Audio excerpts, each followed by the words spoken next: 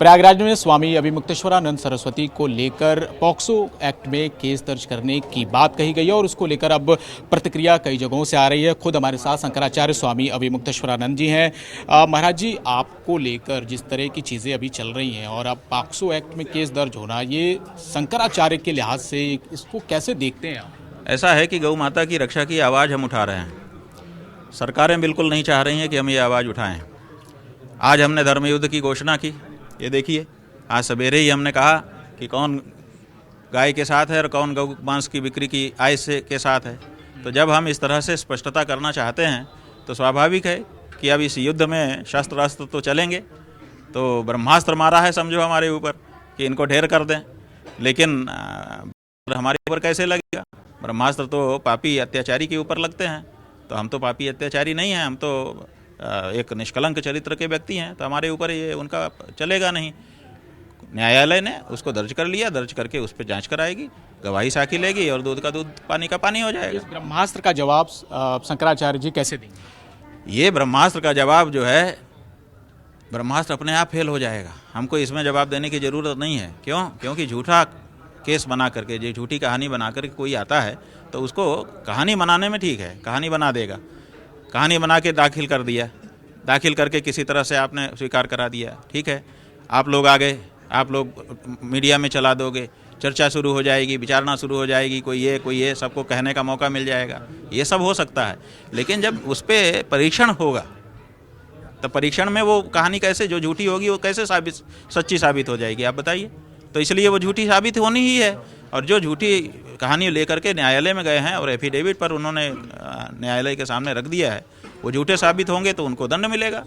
ये नियम है कि जिस धारा में आप किसी के ऊपर झूठा मुकदमा दायर करते हैं, अगर वो मुकदमा झूठा साबित हो जाता है तो उतना ही दंड आपको दिया जाता है, तो उनको वो सजा होगी उनको। एक तरफ स्वामी जी हिंदू राष्ट्र की बात होती है और वहीं सनातन के सर्वोच्च धर्माचार्य के खिलाफ यौन उत्पीड़न का ये केस, क्या आपको लगता है कि ये पूरा जो समय है वो किस तरफ इशारा कर रहा है? ये पूरी लड़ाई जो ये इसी तरफ इशारा कर रहा है कि कालनेमी कब से घुसते रहे पता ही नहीं चला, कितने सारे कालनेमी इसमें घुस गए, है ना। अब आप देखिए, जो व्यक्ति आया है वो कहता है मैं कृष्ण जन्मभूमि की रक्षा करने के लिए लड़ने वाला व्यक्ति हूँ, आशुतोष ब्रह्मचारी मेरा नाम है, ठीक है।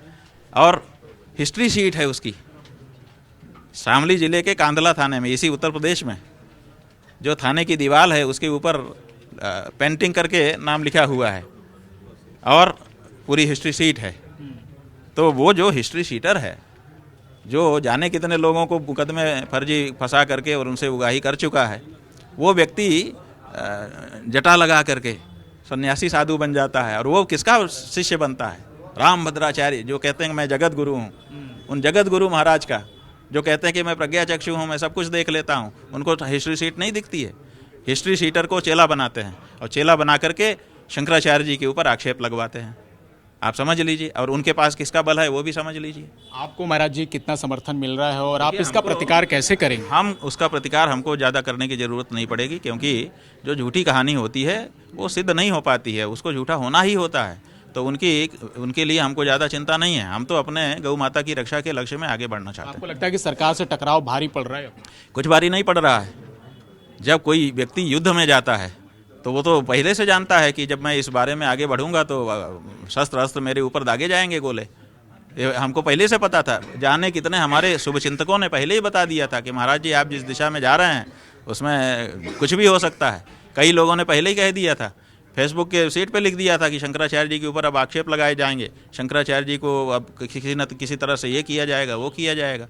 ये लोग पहले से कह रहे थे। सनातन धर्म का कितना नुकसान हो रहा है? बात है धर्म का, इसमें हम नहीं समझते कि नुकसान हो रहा है। हम समझते हैं कि लोगों के सामने सच्चाई सामने आ रही है कि कौन जो है छद्म हिंदू है और कौन सच्चा हिंदू है। तो ये पहचान अगर जनता को हो गई तो ये बहुत अच्छा होगा। इसलिए इसमें कोई सनातन धर्म का नुकसान नहीं है, बल्कि फायदा है। तो अब टकराव और बढ़ने वाली है? बात यह टकराव नहीं है, ये धर्मयुद्ध है गौ माता की रक्षा के लिए और इसको लड़ा जाना चाहिए। आज की गवाही की वो सब पूरी हो सकेगी, तभी तो जो फर्जी मुकदमा बना करके हमारे ऊपर दायर किया गया है उसकी सच्चाई सबके सामने आएगी, तभी ऐसा काम करने वाले जो लोग हैं वो दंडित हो सकेंगे। तो इसलिए आवश्यक है, हम यही कहना चाहेंगे कि न्यायालय लंबा समय न लगाते हुए इस पर थोड़ी सी द्रुत गति से काम करे, क्योंकि बहुत सारे लोगों की निगाह इस पर लगी रहेगी। तो जल्दी से जल्दी इस पर गवाही साखी करे और निर्णय करे। जो गलत है वो तो गलत ही है, जो फर्जी केस बनाया है वो तो फर्जी ही सिद्ध होना है। गुरुजी, आप बता दें कि कोर्ट में पीठ पर आसीन है और आपके ऊपर इस तरह के आरोप लगाए गए हैं, तो बात यह है कि सनातन के ऊपर आरोप लगा कौन रहा है? आप देखिए, किसी विधर्मी ने थोड़े लगाया है हमारे ऊपर आरोप। जिस व्यक्ति ने लगाया है वो खुद हिस्ट्री शीटर है। उसकी पूरी हिस्ट्री शीट शामली जिले के कांदला थाना में दीवाल के ऊपर जो हिस्ट्री शीटरों का नाम लिखा हुआ है उसमें 34 नंबर पे उसका नाम लिखा है। ऐसा हमको बताया लोगों ने, फोटो भी दिखाया उस दीवाल का। वहां पर जो रजिस्टर रखा है उसमें HS नंबर 76A उस व्यक्ति का नाम लिखा है। जाने कितने लोगों के ऊपर फर्जी मुकदमा डाल करके और उनको उगाही करना, यही उसका काम है। वो व्यक्ति रामभद्राचार्य का शिष्य बन जाता है और रामभद्राचार्य जी की शिष्य होने के बाद वो आकर के हम लोगों के ऊपर इस तरह का आरोप लगाता है। तो आप समझ लीजिए कि ये आरोप कोई विधर्मी नहीं लगा रहा है। ये आरोप कहां से आ रहा है? रामभद्राचार्य जी, और रामभद्राचार्य जी का बल कहां है वो भी आप लोग जान लीजिए। तो गौ माता की जो आवाज हम उठा रहे हैं, इस आवाज को बंद करने के लिए सारे प्रयत्न हो रहे हैं। उन्हीं में से एक प्रयत्न ये भी है। महाराज जी, आप कह रहे थे कि कोर्ट में सब साक्ष्य देने के बाद भी मुकदमा कैसे दर्ज हो गया? ऐसा है कि मुकदमा तो दर्ज होगा ना, बिना मुकदमा दर्ज हुए जांच कैसे होगी? और बिना जांच के अगर खारिज कर देगा तो आप कहेंगे साहब बिना जांच के खारिज कर दिया। इसलिए मुकदमा दर्ज होकर के उस पर जांच होकर के दूध का दूध पानी का पानी होना, यही प्रक्रिया है और ये प्रक्रिया बिल्कुल सही है, हम स्वागत करते हैं। आगे कार्रवाई आप आगे को कैसे तैयारी करेंगे? हमारी क्या तैयारी है? देखिए, जो सच है उसको क्या तैयारी करना है। उन्होंने झूठा केस बनाया है और उन्होंने कल हमारे अधिवक्ता ने आप लोगों को बताया था कि उन्होंने 2 एफिडेविट दाखिल किए हैं, दोनों में 2 कहानी है। यहीं से मामला खत्म हो गया। एक व्यक्ति शपथ पत्र पर 2 कहानी देता है, इसका मतलब उसकी एक कहानी तो झूठी है ना। आप इसी से अंदाजा लगा लीजिए। तो और बाकी जो कहानी में जो कमजोरी होगी वो वकील वहां पे खड़े होकर कोर्ट में बताएंगे, उसको हम कैसे आपके सामने बताएं। इसलिए कोई इसमें बाधा नहीं है। ये बिल्कुल उचित है, जो प्रक्रिया है उसका पालन किया जाना चाहिए और हम लोग न्यायालय में जो बाधा आ रही है उसको फेस करेंगे। ऐसी क्या बात है? हम थोड़े आदित्यनाथ हैं कि हमारे ऊपर का मुकदमा हटवा लो, ऐसी जरूरत नहीं है। हमारे ऊपर अगर कोई आक्षेप है तो हम भी उसका सामना करेंगे जैसे आम लोग करते हैं। ऐसी क्या बात है? और हमको अपनी न्यायपालिका पे भरोसा है और अपनी सच्चाई पे भरोसा है। क्या किस बात की चिंता? और गौ माता का आशीर्वाद है।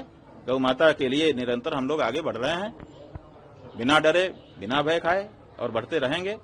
आप कैसे चुप करा लोगे?